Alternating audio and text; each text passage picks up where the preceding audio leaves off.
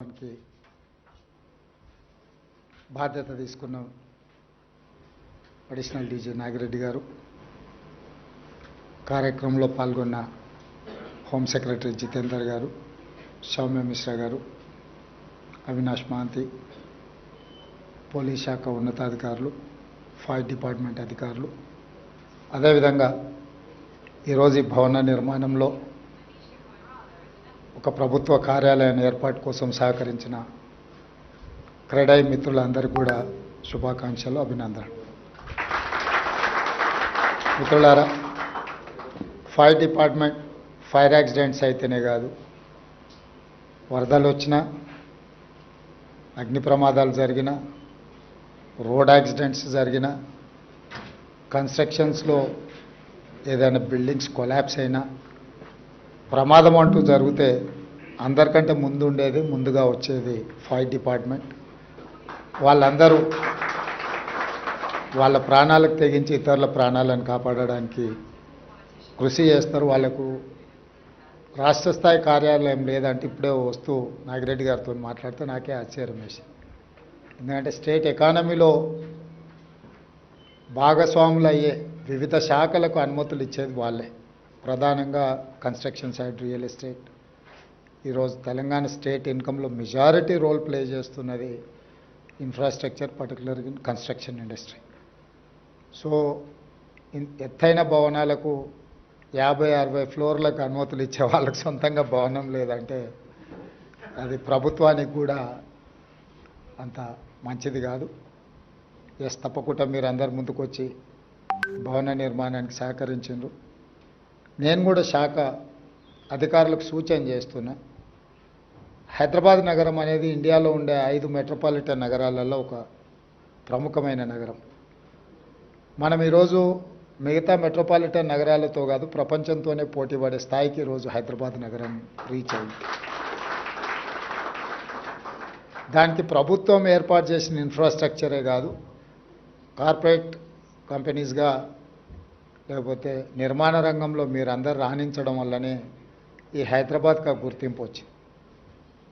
Outer ring road కావచ్చు, అంతర్జాతీయ airport కావచ్చు, ఐటీ సెక్టర్లో వచ్చిన ఈ మొత్తం పెట్టుబడులు కావచ్చు, హైటెక్ సిటీ కావచ్చు, హైదరాబాద్ నగరానికి కృష్ణా గోదావరి జలాలను తరలించడం ద్వారా ఇక్కడికి వలస వస్తున్న వాళ్లకు తాగునీటి సమస్యలను తీర్చడమే కాకుండా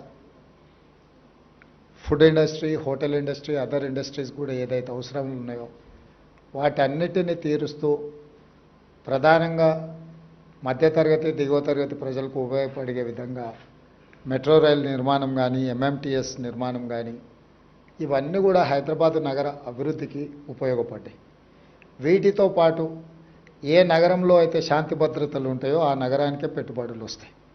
ఈ హైదరాబాద్ నగరంలో ఒకప్పటి వాతావరణం నుంచి బయటికి తీసుకొచ్చి మత కలహాల నుంచి శాంతి భద్రతల సమస్యను పరిష్కరించుకుంటూ ఆనాటి ప్రభుత్వాలు ఒక విధానాన్ని నెలకొల్పినాయి. కాబట్టి ఈరోజు ఈ స్థాయిలో మన నగరం పోటీ పడుతుంది. తప్పకుండా అది చంద్రబాబు నాయుడు గారు కావచ్చు, రాజశేఖర రెడ్డి గారు కావచ్చు, చంద్రశేఖరరావు గారు కావచ్చు, గత 30 సంవత్సరాలు 10 సంవత్సరాలు చంద్రబాబు నాయుడు, 10 సంవత్సరాలు రాజశేఖర రెడ్డి గారు, 10 సంవత్సరాలు చంద్రశేఖరరావు గారు.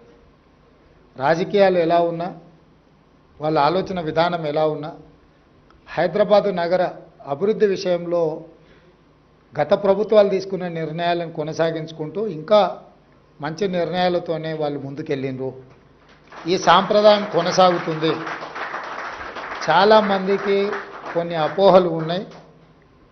ఆ అపోహలను చర్చించుకోవడం వల్ల ఏం ప్రయోజనం లేదు. గత 30 సంవత్సరాలలో ఈ నగరం ఎంత వేగంగా అభివృద్ధి చెందిందో, ఈ నగరం వేగంగా అభివృద్ధి చెందడానికి గత ముఖ్యమంత్రులు ఏ ప్రయత్నం చేసిండ్రో వాళ్ళ ముగ్గురి అనుభవాల నుంచి పాఠాలు నేర్చుకొని కొత్తగా నూతనంగా ఇంకా హైదరాబాద్ నగరాన్ని అభివృద్ధి పదం వైపు వేగంగా నడిపించడానికే మా ప్రభుత్వం ప్రయత్నం చేస్తుంది. ఇన్నర్ రింగ్ రోడ్ వేసినప్పుడు అసలు రింగ్ రోడ్ అనే విధానము, ఫ్లైఓవర్లు కట్టినప్పుడు ఫ్లైఓవర్ల విధానం కాంగ్రెస్ పార్టీని ఆ రోజు ముందుకు తీసుకొచ్చింది. ఔటర్ రింగ్ రోడ్ కూడా ఆ రోజు చంద్రబాబు నాయుడు గారు ప్రతిపాదించారు. కంప్లీట్ ఔటర్ రింగ్ రోడ్ లేకుంటే పార్షియల్లీ బైపాస్ రోడ్ లాంటిది ఎయిర్పోర్ట్కి ఈ ప్రాంతం నుంచి ఉండాలి, గచ్చిబౌలి ఈ ప్రాంతం నుంచి అన్న ఆలోచన చేస్తే తర్వాత రాజశేఖర రెడ్డి గారు ముఖ్యమంత్రి అయిన తర్వాత కంప్లీట్గా హైదరాబాద్ నగరానికి ఒక మణిహారంగా ఉండాలి అని చెప్పి ఔటర్ రింగ్ రోడ్డును కానీ అంతర్జాతీయ ఎయిర్పోర్ట్ను అంతకుముందు ప్రభుత్వం తీసుకున్న నిర్ణయాలను కొనసాగించి అంతకంటే ఇంకా ఉన్నతంగా అభివృద్ధి చేయడం జరిగింది. ఈరోజు ఔటర్ రింగ్ రోడ్ తర్వాత రీజనల్ రింగ్ రోడ్డు రావడానికి గత ప్రభుత్వం తీసుకున్న నిర్ణయాలు కేంద్ర ప్రభుత్వం అనుమతి ఇచ్చింది. మధ్యలో కొన్ని కారణాల చేత వాయిదా పడుతూ వచ్చింది. నేను ముఖ్యమంత్రిగా బాధ్యత చేపట్టిన తర్వాత మా మంత్రివర్యులు కోమటిరెడ్డి వెంకటరెడ్డి గారు మేమందరం నితిన్ గడ్కరీ గారితో చర్చించి మాట్లాడి ఇమ్మీడియట్గా రీజనల్ రింగ్ రోడ్కు సంబంధించిన అన్ని పెండింగ్ సమస్యలను పరిష్కరించాలని కేంద్ర ప్రభుత్వాన్ని సంప్రదించి ఆ సమస్యలన్నిటినీ దాదాపుగా పరిష్కరించినాం.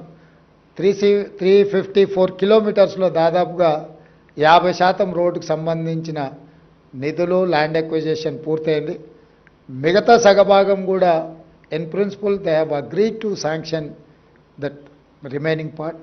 సో భవిష్యత్తులో ఏవైతే రీజనల్ రింగ్ రోడ్డు విషయంలో ఏమైనా అపోహలు ఉన్నా వాటన్నిటిని తొలగించండి. తొందరలోనే తెలంగాణలో రీజనల్ రింగ్ రోడ్ కూడా రావడం జరుగుతుంది. దాంతోపాటు కంప్లీట్ రింగ్ రోడ్ మొత్తము రైల్ వసతి కూడా కల్పించాలి రవాణా కోసం అని చెప్పి ఆలోచన చేస్తుంది. ఇదే కాకుండా మనకు పోర్టులు లేవు కాబట్టి డ్రై పోర్ట్ విధానం కూడా తీసుకురావాలనేది మా విధానం. ఇప్పటి వరకు హైదరాబాద్ నగరానికే మాస్టర్ ప్లాన్ తయారు చేస్తూ వచ్చిన గత ప్రభుత్వాలు. ఇప్పుడు మేము ఆలోచన చేస్తున్నాం, హైదరాబాద్ నగరానికే పరిమితం చేయదలుచుకోలేదు. తెలంగాణ మొత్తం ఒక నగరం లాంటిది. Almost more than 40% is urban area. So మన తెలంగాణ హైదరాబాద్కి ఎక్కడి నుంచి అయినా 2 గంటలలో 90% ఆఫ్ ద ఏరియాస్ మనం 2 గంటలలో రీచ్ అయిపోవచ్చు. ఎయిర్పోర్ట్ నుంచి అయితే హార్డ్లీ 1.5 అవర్లో maximum district head quarters reach other than Khammam and Adilabad. So అందుకోసమనే వేగంగా అభివృద్ధి చెందాలి అని అంటే మొత్తం తెలంగాణకి మెగా మాస్టర్ ప్లాన్ ఉండాలనేది మా ప్రభుత్వ విధానము. 2050 మెగా మాస్టర్ ప్లాన్ తెలంగాణకు ఆలోచన చేస్తున్నాము. Up to outer ring road వరకు ఉన్న inside of Hyderabad is urban Telangana. Outer ring road to regional ring road వరకు ఉండే ఆ మధ్యలో ఉండే ప్రాంతం peri urban Telangana. Regional ring road to Telangana borders వరకు రూరల్ తెలంగాణ. ఈ సెక్టర్స్ని విడగొట్టి అర్బన్ తెలంగాణకి ఏం ఇన్ఫ్రాస్ట్రక్చర్ ఉండాలి, గవర్నమెంట్ ఏం చేయాలా, మీలాంటి వ్యాపారస్తులు ఏం చేయాలా అనేది ఒక కాంప్రహెన్సివ్ ప్లాన్ చేస్తున్నాం. రీజనల్ రింగ్ రోడ్ నుంచి ఔటర్ రింగ్ రోడ్ నుంచి రీజనల్ రింగ్ రోడ్ వరకు కొన్ని క్లస్టర్స్ చేసి ఆ క్లస్టర్స్ని అన్నిటిని కూడా సిటీల కింద డెవలప్ చేయాలని, కౌంటీస్ కింద. అంటే ఇప్పుడు మీకు చైనా పోయినప్పుడు ఇన్ఫ్రాస్ట్రక్చర్కి సంబంధించిన ఒక్కొక్క దగ్గర ఒక్కొక్క పెద్ద పెద్ద గాంజావు పోయినా ఇతర ప్రాంతాలు పోయినప్పుడు మీకు ఏం కావాలన్న ప్రపంచంలో ఉండే ప్రతి వస్తువు అక్కడ దొరుకుతుంది. అది ఫర్నిచర్ కావచ్చు, అదర్ ఇన్ఫ్రాస్ట్రక్చర్ మెటీరియల్ కావచ్చు, ఏది కావాలన్నా. సో చైనాలో వాళ్ళు చేయగలిగినప్పుడు తెలంగాణలో మనం ఎందుకు చేయలేము? చాలా ప్రాంతాలకు హైదరాబాదు నగరం అనువైన ప్రాంతము, ఏం కొనాలన్నా ఏం తీసుకెళ్లాలన్నా. అందుకోసమని regional ring road Hyderabad outer ring road మధ్యలో ఒక 10 to 15 శాటిలైట్ టౌన్షిప్స్ డెవలప్ చేయాలి. పెద్ద ఎత్తున ఇన్ఫ్రాస్ట్రక్చర్ రంగాన్ని ప్రోత్సహించాలనేది